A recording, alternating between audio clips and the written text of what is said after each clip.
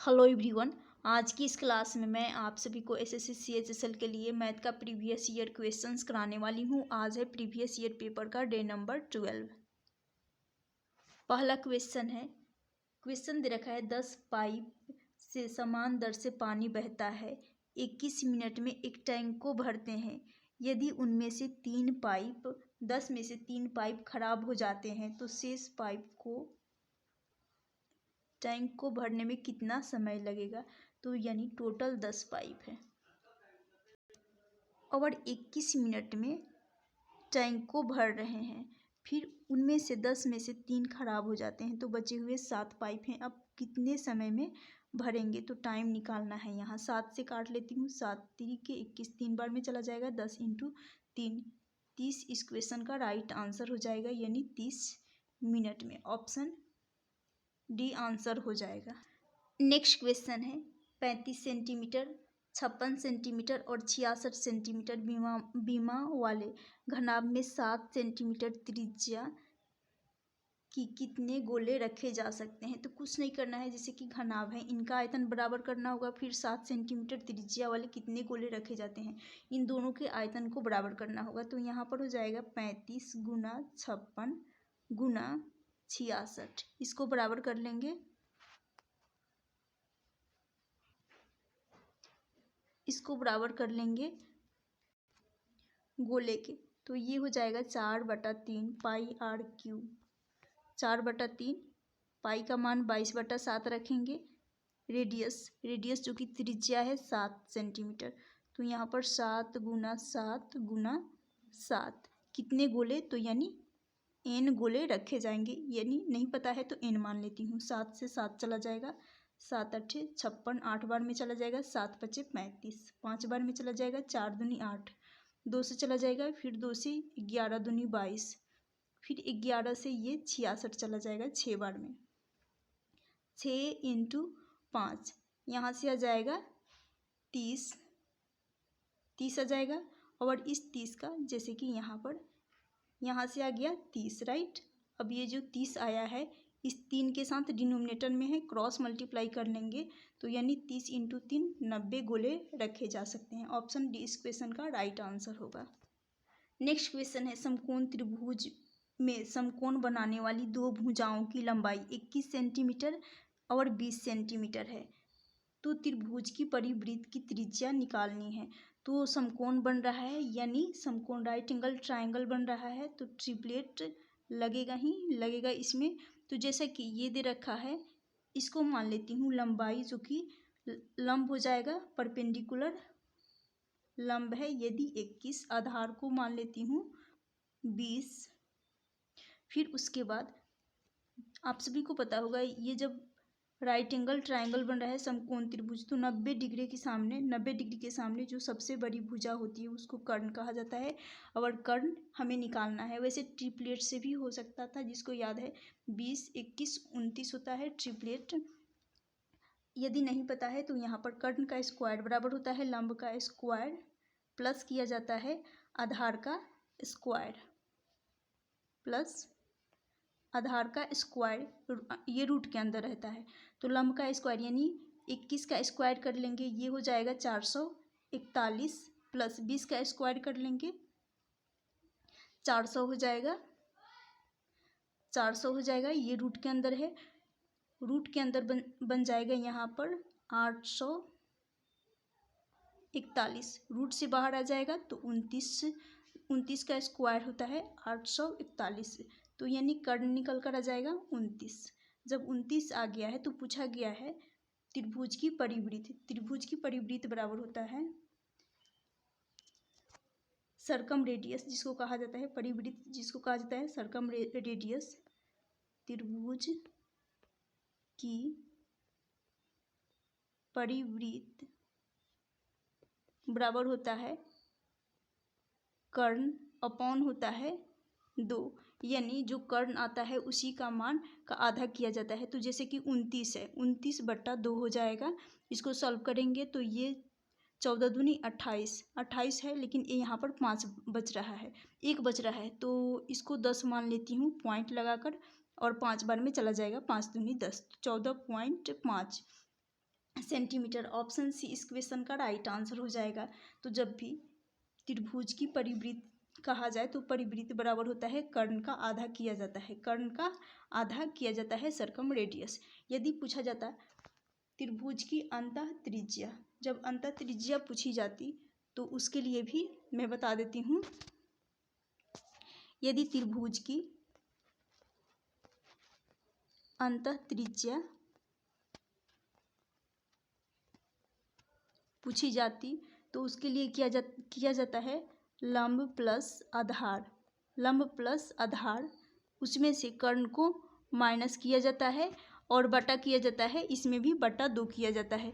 तो लंब जैसे कि है 21, आधार है 20 माइनस 29 कर्ण है, बटा 2 करेंगे तो यहाँ से इनको सम करेंगे 12 बटा आ जाएगा, डिफरेंस निकालेंगे 2। यहाँ से अंतः त्रिज्या यदि पूछी जाती तो 6 आंसर हो जाता, लेकिन यहाँ पर सर्कम रेडियस परिवृत्त की त्रिज्या पूछी गई है। ऑप्शन सी इस क्वेश्चन का राइट आंसर हो जाएगा। नेक्स्ट क्वेश्चन है संख्या 1.9 है, 8.4, 6, 2.6, 3.6, 5.8, 6.3, फिर उसके बाद 3.4, 6.1 के समुच्चय की माध्यिका निकालनी है। तो आप सभी को पता होगा माध्यिका निकालने के लिए सबसे पहले संख्याओं को काउंट किया जाता है।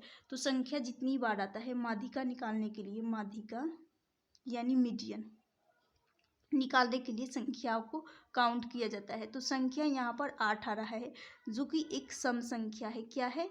सम संख्या, इंग्लिश में कहा जाता है इवन नंबर। इवन नंबर है तो जब इवन नंबर आए तो n/2 डायरेक्टली आधा कर दिया जाता है। तो यदि 8 बटा यदि 2 कर रही हूँ तो यहाँ आ जाएगा 4।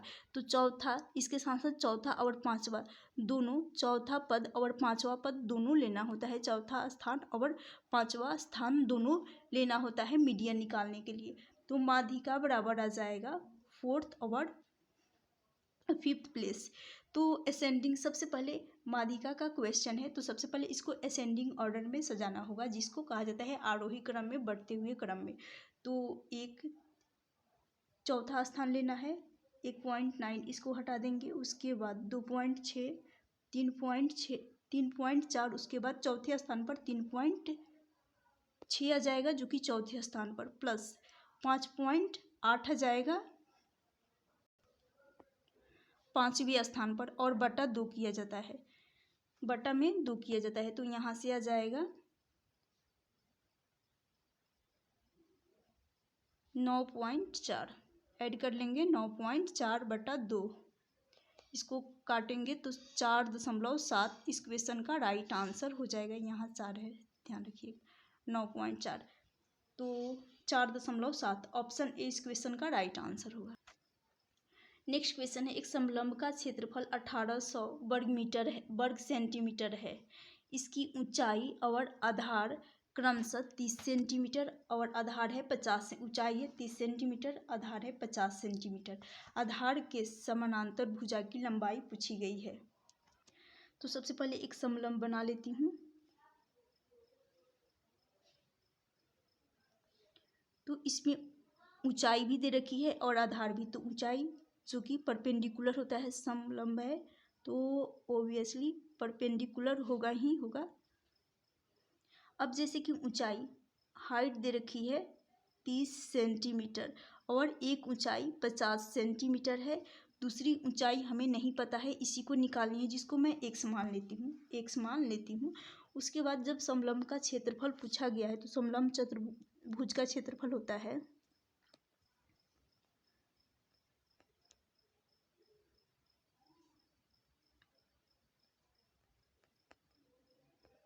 समलंब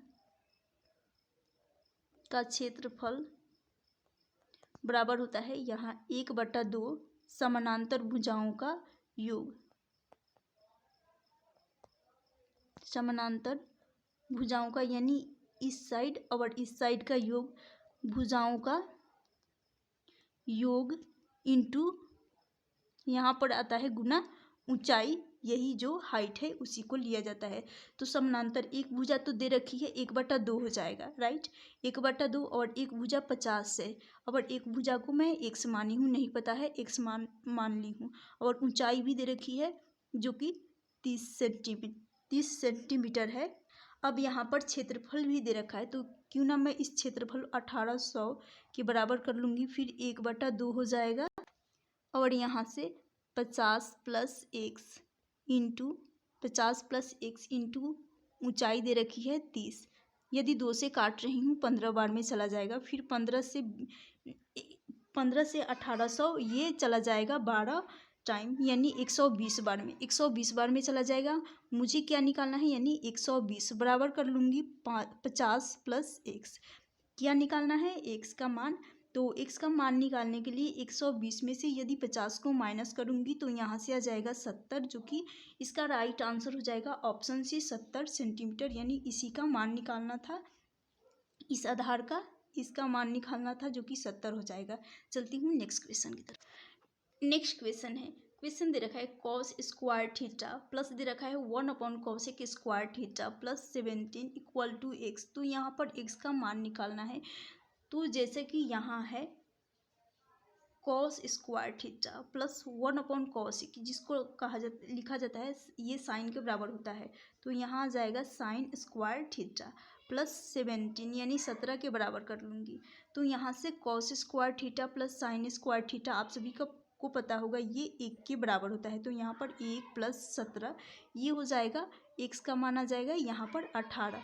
x का मान क्या आ जाएगा 18। निकालना क्या है 18 का स्क्वायर, यानी एक्स स्क्वायर।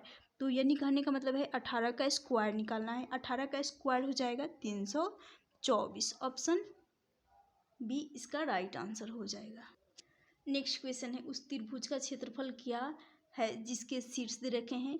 ए का मान दे रखा है -4 और एक शीर्ष का मान दे रखा है -4 -2, फिर बी और यहाँ पर ये रहेगा सी, यहाँ रहेगा सी। चलिए इसको सॉल्व कर लेते हैं। यहाँ इसको मानेंगे x1 और इसको मान लेंगे y1, फिर इसको x2, इसको y2, फिर इसको मानूंगी x3 और इसको y3। तो जब भी इस टाइप का क्वेश्चन पूछा जाए, त्रिभुज का क्षेत्रफल होता है, 1/2 इंटू x1 इंटू होता है x1 y2 minus y3 plus होता है x2 y3 minus y1 plus होता है x3 y1 में से y2 को फिर से घटा दिया जाता है। तो यहाँ रहेगा 1/2 x1 है -4, जो कि यही वैल्यू पुट करनी है। x1 -4 है, -4 आ जाएगा। y2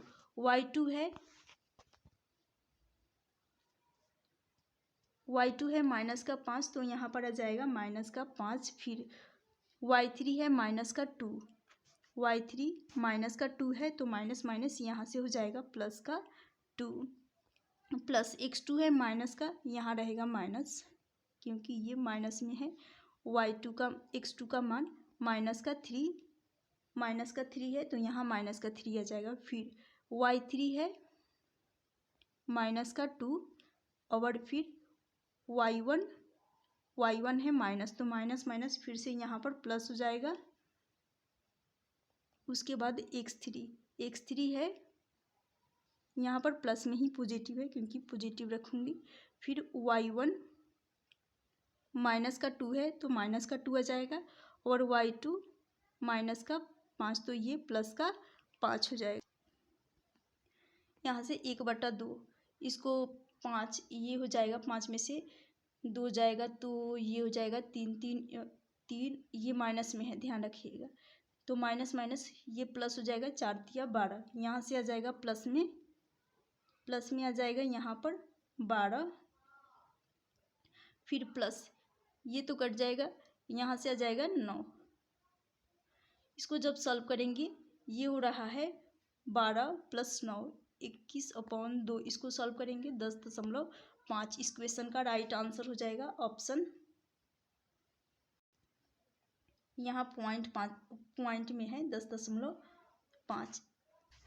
नेक्स्ट क्वेश्चन है, ये सीरीज बेस्ड क्वेश्चन है, तो जब भी इस टाइप ये क्वेश्चन बेहद ही इम्पोर्टेंट है। जैसे कि यहाँ बन रहा है, इसको मान रही हूँ यदि ए स्क्वायर, तो इसको बी मानूंगी, क्योंकि एक का स्क्वायर किया जाए या क्यूब किया जाता है तो सेम स्क्वायर एक ही रहेगा, तो इसलिए इसको ए मानी हूँ, यानी ए स्क्वायर माइनस बी स्क्वायर। आप सभी को अलजेब्रा पढ़े होंगे तो ये फॉर्मूला तो हर किसी को पता होगा। जब भी ए स्क्वायर माइनस बी स्क्वायर ये बराबर होता है ए प्लस बी इंटू ए माइनस बी, यही कंसेप्ट यहाँ पर लगने वाला। तो यानी कहने का मतलब है यहाँ पर तो ये वैल्यू दे रखी हैं, हमें सिर्फ ए प्लस बी और ए माइनस बी करनी है।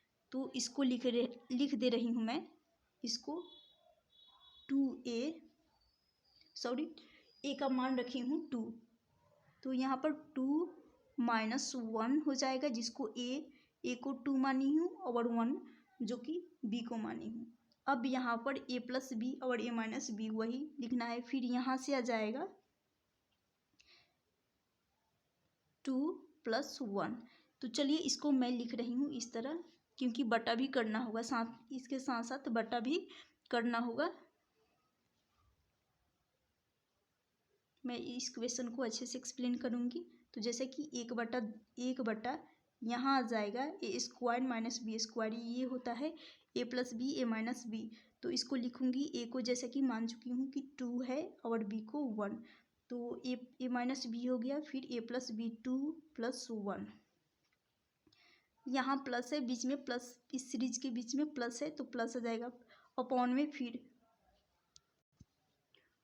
4 माइनस 1 इंटू 4 प्लस 1 करना है, प्लस फिर से 6 माइनस 1 इंटू 6 प्लस 1, इसके बीच से डॉट है अपॉन फिर से 25 माइनस 1 इंटू 25 प्लस 1 करना है।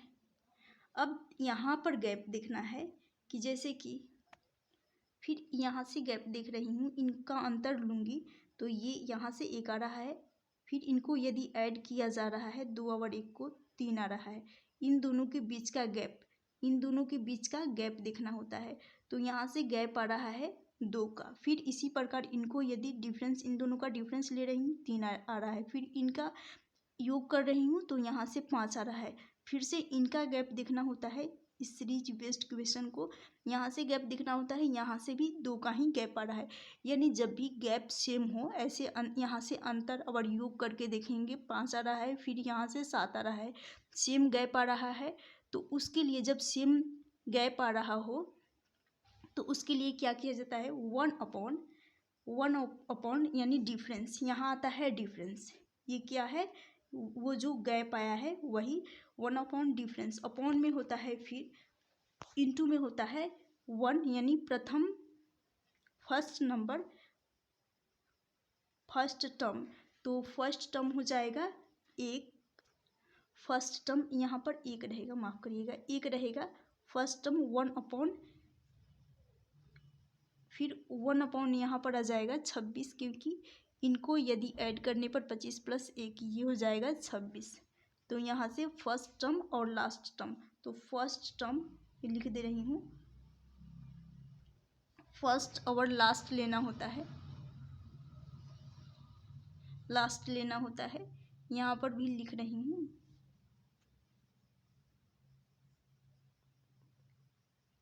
फर्स्ट माइनस लास्ट और बटे 2 किया जाता है, सॉरी बटा यहाँ पर कर चुकी हूँ, तो फर्स्ट माइनस सिर्फ लास्ट लिया जाएगा, ये हो गया। अब चलिए इसको सॉल्व कर लेते हैं। तो जैसे कि गैप है, यहाँ डिफरेंस लिख दे रही हूँ ताकि पता चल जाएगा, यहाँ आता है डिफरेंस, तो ये हो जाएगा डिफरेंस है 1/2, 2 डिफरेंस है और फर्स्ट टर्म है जो कि 1 माइनस हो जाएगा 1 अपॉन यहाँ पर 26 रहेगा। जब इसको सॉल्व करेंगे तो ये हो जाएगा 1/2, तो रहेगा ही रहेगा, 26 से कम 26 26 में से एक जाएगा, ये वाला एक घटेगा क्योंकि साइन है माइनस का, तो यहाँ से आ जाएगा 25/26। 25/26 है, यहाँ रहेगा बटा में 26। 26 इंटू 2, इनको आपस में मल्टीप्लाई करूँगी तो ये हो जाएगा 25/52। 26 दूनी 52 होता है। 25 यहाँ कर रही हूँ 25/52 हो रहा है। तो 25/52 यही इस क्वेश्चन का राइट आंसर हो जाएगा। ऑप्शन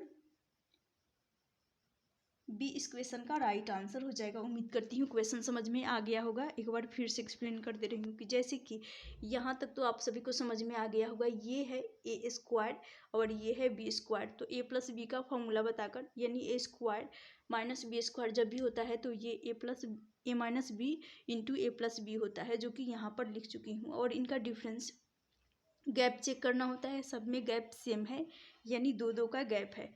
तो सीरीज बेस्ड क्वेश्चन करने के लिए 1 difference first number minus last number किया जाता है, इसलिए 1 डिफरेंस। और फर्स्ट नंबर 1 है और लास्ट नंबर 26 है, 1/26 है। तो इसका राइट आंसर हो जाएगा 25/52। नेक्स्ट क्वेश्चन है, क्वेश्चन दे रखा है यदि 2 वर्ष के लिए 12,500 रुपये 20%, 12,500 रुपये 20% प्रति वर्ष के साधारण ब्याज और चक्रवृद्धि ब्याज से निवेश किए जाते हैं, तो परिपक्वता मूल्यों के मध्य का अंतर निकालना है। तो कुछ नहीं करना है, यहाँ ध्यान दीजिएगा, टाइम की बात की जा रही है। तो टाइम है 2 वर्ष के लिए, टाइम 2 वर्ष के लिए है। फिर रेट यानी दर है 20%। तो जब 20% रेट है तो सिंपल इंटरेस्ट, तो डायरेक्टली सिंपल इंटरेस्ट बराबर होता है रेट इंटू टाइम किया जाता है, यानी दर गुना यहाँ पर टाइम किया जाता है। तो यहाँ से आ जाएगा सिंपल इंटरेस्ट, रेट इंटू यदि टाइम करेंगे तो 20 इंटू 2, यहाँ से आ जाएगा 40%। इन दोनों का मल्टीपल लेंगे। कंपाउंड इंटरेस्ट, यदि सिंपल इंटरेस्ट तो हमें पता चल गया, कंपाउंड इंटरेस्ट निकालेंगे तभी हम सिंपल और कंपाउंड का मध्य का अंतर निकाल सकते हैं। तो कंपाउंड इंटरेस्ट रेट 20% है और टाइम 2 वर्ष का है, तो यहाँ से आ जाएगा 20 प्लस सक्सेसिव लगा कर निकाल लेते हैं। 20 + 20 प्लस यहाँ पर आ जाएगा 20 इंटू 20 अपॉन हो जाएगा 100। तो 2 शून्य से ये 20 के दोनों शून्य चला जाएगा। 20 + 20 40 हो जाएगा। 40 इंटू ये 2 दूनी के 4, 40 इंटू 4 कर लेंगे, 44% हो जाएगा कंपाउंड इंटरेस्ट। तो पूछा गया है सिंपल इंटरेस्ट और कंपाउंड इंटरेस्ट का डिफरेंस। सिंपल इंटरेस्ट और कंपाउंड इंटरेस्ट का डिफरेंस, तो सिंपल इंटरेस्ट है 40 और कंपाउंड इंटरेस्ट है 44। इन्हीं का दोनों का डिफरेंस पूछा गया है। तो डिफरेंस साफ साफ दिख रहा है कि अंतर आ रहा है 4% का अंतर, 4% का आ रहा है। ये जो 4% का अंतर आया है इसको 12,500 रुपये के बराबर कर देंगे, तो इसका राइट आंसर हो जाएगा 12,000 जो कि मूलधन है 12,500 रुपये। इसका करना है 000 आ गया यहाँ पर गुना 4%, तो 4 हो जाएगा 100। यदि इसको शून्य से शून्य 25 इंटू 4 कर रही हूँ तो 4 × 5 = 20, 12 इंटू 4 48, 48 और 2 50, यानी ये हो जाएगा 500।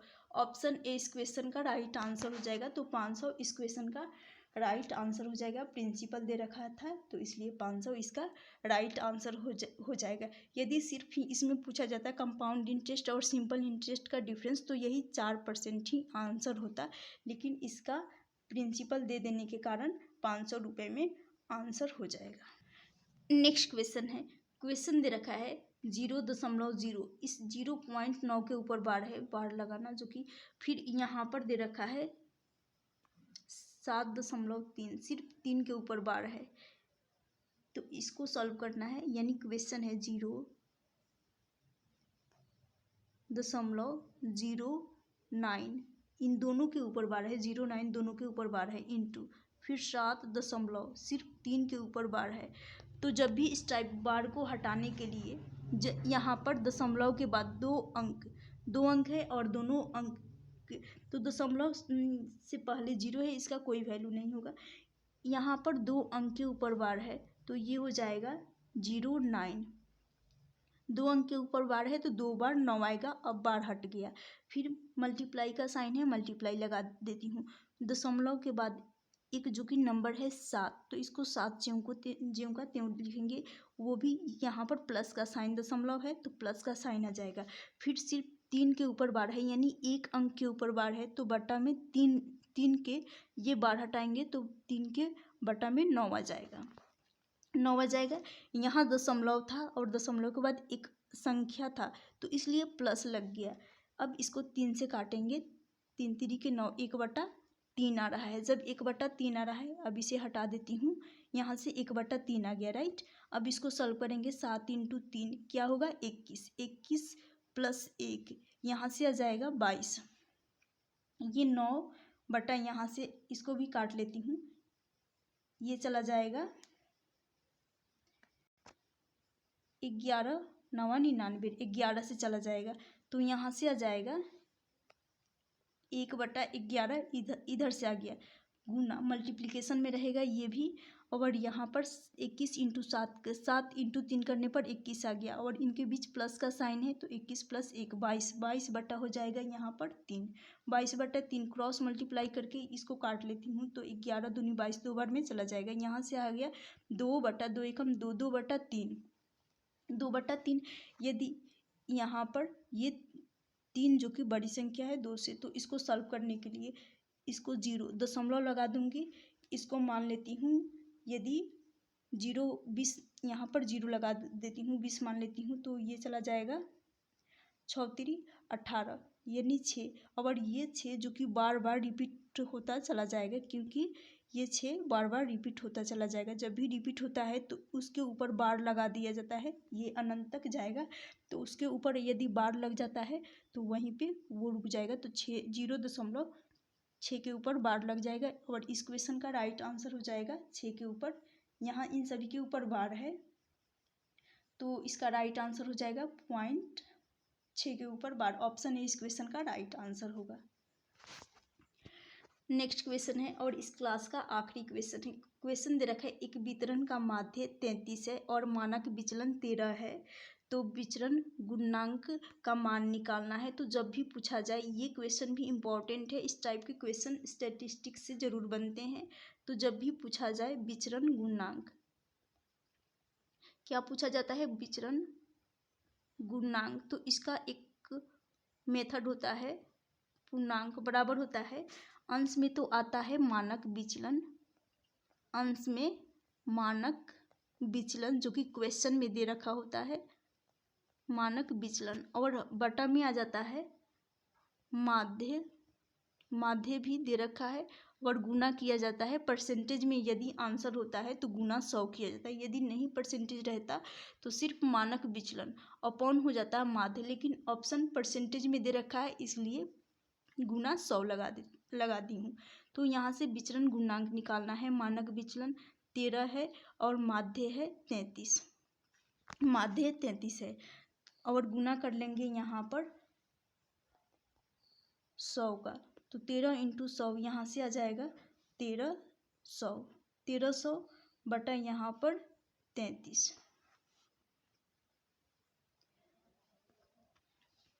तो यहाँ से 39% इसका राइट आंसर हो जाएगा, ऑप्शन सी।